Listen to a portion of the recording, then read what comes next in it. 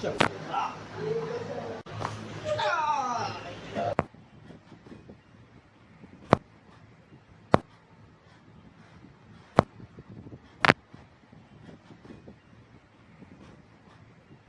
नाव तुमचं? माझं सचिन यादव. सचिन जी, क्या प्रॉब्लम था आपको?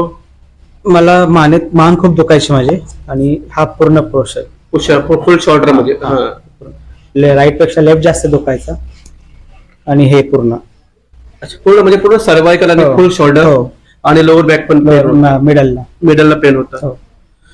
तर आज आपलं तिसरा सेटिंग झाला. आता तुम्हाला किती टक्के बरं वाटतंय? आता मला जवळ 30% बरं वाटतंय.